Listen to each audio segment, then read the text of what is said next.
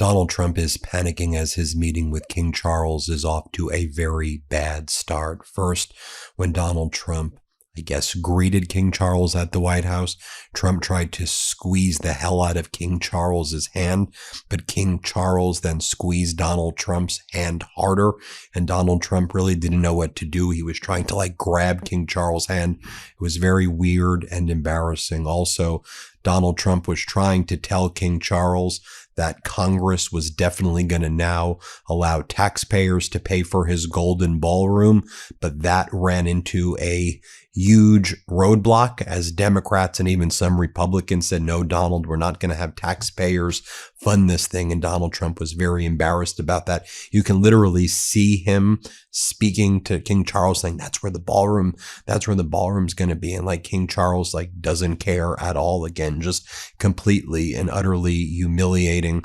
And then you had Foreign Minister Araghchi of Iran hold this meeting with Vladimir Putin, Donald Trump's guy, right? Donald Trump's a Putin bootlicker. And so this was timed around the same time, I think, on purpose by Putin to have the Iranian foreign minister in Russia to overshadow King Charles meeting with Donald Trump in the White House. And just think about it. I mean, Putin normally wouldn't do a meeting like this with a foreign minister. Usually it would be foreign minister to foreign minister level, Lavrov meeting with Araghchi. But Putin wanted to make it very clear that Russia has the back of Iran and Foreign Minister Araghchi, while Donald Trump was trying to suck up to King Charles because Donald Trump loves kings. And as Donald Trump then started getting very nervous and insecure, he basically kicked out all of the press. So he called a lid fairly early, right around 6 p.m. Calling a lid means get out press. And he pretty much had a lid on for most of the day, which again is odd because you would think that he would want the press around him and King Charles, but that didn't happen. I think right after that handshake, not a lot of camera action. And then so Donald Trump got back to his safe space, right? When Donald Trump gets really in his want to throw ketchup at the wall moments, when he gets all panicked and nervous, and all weird, he goes right on his social media platform and he's like, post. Really weird behavior. So what does he start posting? Some really weird-ish, if you know what I'm talking about. He starts posting construction work at the reflecting pool, and you can see a crane in the reflecting pool. Then he posts an AI video of himself playing tennis with Serena Williams while wearing a suit. And then he has a repost of someone claiming, oh, no one's going to believe that he's really doing it. Trump really played tennis with Serena Williams while wearing a suit. And he kept on posting AI videos of himself playing tennis with Serena Williams. You can see some of the AI video right here. It's pretty decently done AI. I mean, I don't want to say it looks real, but it's a very odd thing to post. No context. Why are you posting weird AI videos of yourself with Serena? Again, just very strange behavior. Then there's more photos of the reflecting pool.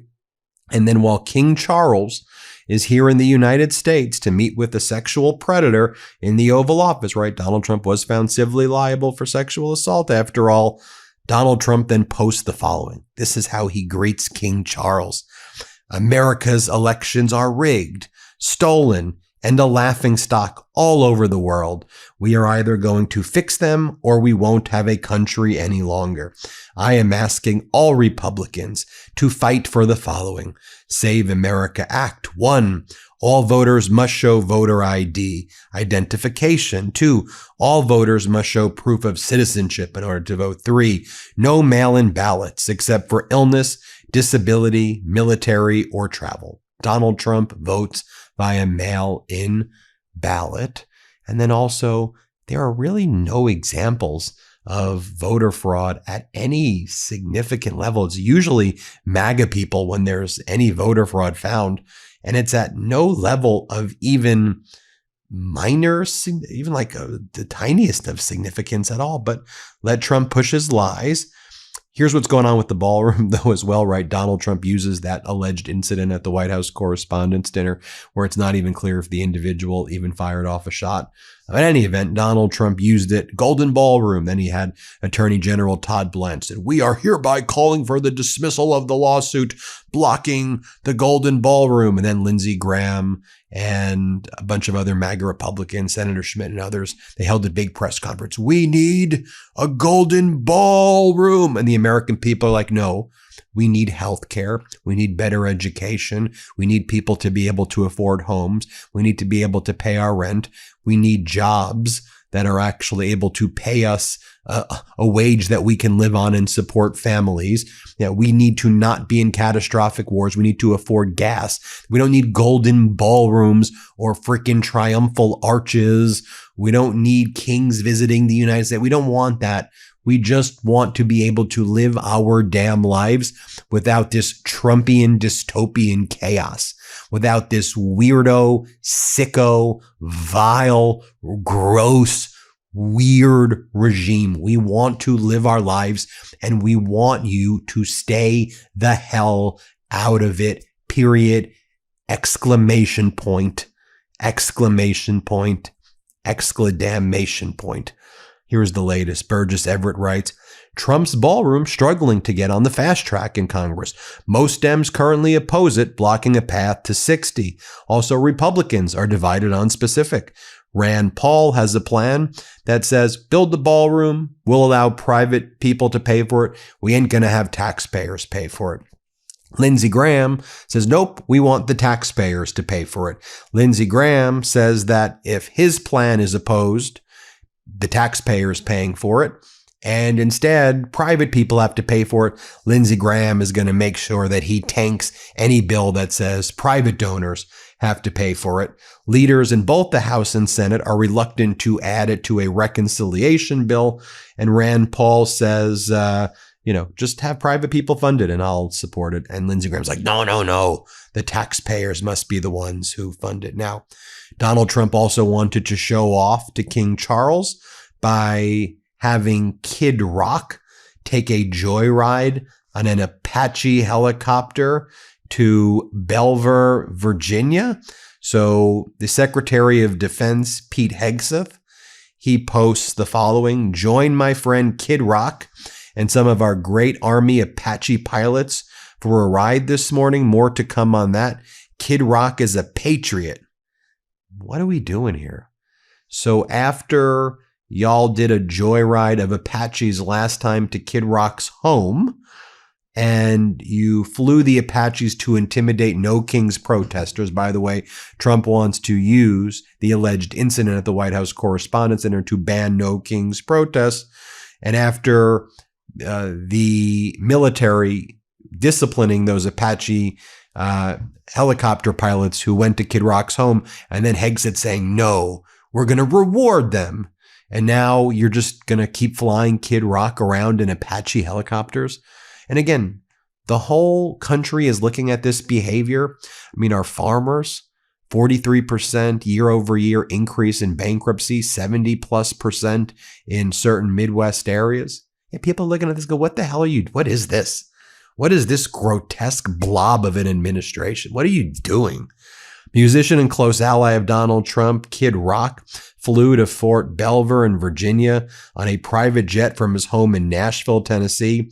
There, Rock met with Secretary of Defense Hegseth for a joyride on a pair of AH-64E Apache Guardians with the Army's 86th Combat Aviation Brigade, which are normally stationed at Fort Bragg in North Carolina. What the hell are we doing here? What the hell are we doing here? I'll tell you what we're doing here. Donald Trump and Putin coordinating to allow a $500 million mega yacht linked to a sanctioned Russian oligarch, one of Putin's right-hand people, a sanctioned Russian oligarch. He was able to take his super yacht, a sanctioned super yacht, and go right through the U.S. blockade. Boop, boop, boop, boop, boop, boop, boop, boop. They're just mocking the United States. Do you see what they're mocking the U.S.? They just literally had a super yacht go through the blockade just so Putin can send a message to the rest of the world. I own Donald Trump, essentially, in my opinion. Here, play this clip. I want to show you the image that I showed in a tease to a commercial here, which is of this giant mega yacht. And it is a mega yacht. It's worth about $500 million. And with all that we hear about the Strait of Hormuz and being closed and the blockade, this thing sails through the Strait of Hormuz. It is linked to a sanctioned Russian oligarch, believed to have been docked in Dubai, 466 feet long. It's one of the biggest in the world. 1.5 football fields, 2 helipads, 20 cabins, pool, hot tub, all of this. And with everything going on, mines in the Strait of Hormuz, a possible food crisis striking the world soon, this thing just cruises right on through. Yeah, I would love to have the transcript of the U.S.-Russian discussions about letting this through. It's worth noting, by the way, the U.S. has potentially 3 aircraft carriers and carrier strike groups in the region. So a lot of ways to stop everything from coming through. This isn't carrying oil to Iran, but it does look like it's a nod to the Russians. Yeah, I mean, it's a sanctioned oligarch. And of all the things that should be going through the Hormuz. That should not be. Also, Donald Trump's hand looked absolutely rotted when he was shaking the hands of King Charles. You can see for yourself right there. Here is Foreign Minister Araghchi with Putin. You see them there. You see him with Lavrov. Araghchi says, Iran has great friends and allies such as Russia. The entire world has observed Iran's true power in confronting America, and it has become clear that the Islamic Republic of Iran is a stable, steadfast, and powerful system. Araghchi also says, Iran and Russia are strategic partners. Russia has always supported us, and we have always supported Russia. Our cooperation will continue. They're not hiding their relationship, right? You've got Russian oligarchs sending their super yachts right through the blockade, right past the U.S. Navy ships. Just think about that. Just think about the proud history of the Navy. And they're like, what do we do? What do we do? The people on the ships, are courageous, are courageous members of the Navy. Are like, what do we do, sir? We got this super yacht coming. It's sanctioned. Let's call in Hegseth and Trump. We got a super yacht coming. Who's it affiliated with? Is it is it with one of our allies? No, sir. It's a Russian oligarch. Oh, let him through. Let him through. Let the Russian oligarch through. That's how dumb this regime is and how stupid they make the United States look. They make us all look so stupid.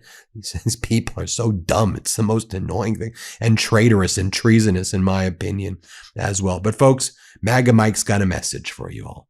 Here's MAGA Mike's message. Let's play it. They have full-on Trump derangement syndrome, okay? And it informs how they see the world and how they react, and how irresponsible they are now is on full display for the whole country. I hope voters remember this in the fall. You got to keep the grown-ups in charge, and that's the Republicans. And state regime media, Fox, has a message for y'all. Their message is ballroom. Here, play this clip. What do you make of this ballroom as a national security necessity, the White House says, because Democrats in the courts and the media have been pushing back on it? We should point out it's going to have a drone-proof roof and ceilings, as well as blast-proof glass for all windows. What do you make of this? It's absolutely a necessity. The president, his cabinet, visiting heads of state all need a place where they can gather that's secure, that's safe, that can be contained. And one of the things we've learned in the wake of these awful assassination attempts against President Trump and the investigation following Butler and the Florida incident is that where events are held is a critical component of maintaining security. Anyway, while all that's going on, you have Viktor Orban and all of his oligarch buds from Hungary, who are basically Putin oligarchs. They're trying to send all of their money.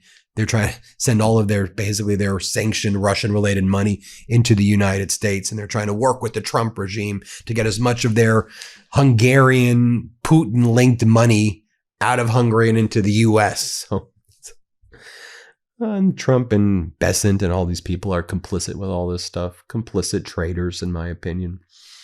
Hit subscribe. Let's get to 7 million. Welcome, King Charles. Welcome. Welcome. What was his hand? Welcome. Welcome. Welcome. Stupid handshake. Stupid. Hit subscribe. Let's get to 7 million subscribers.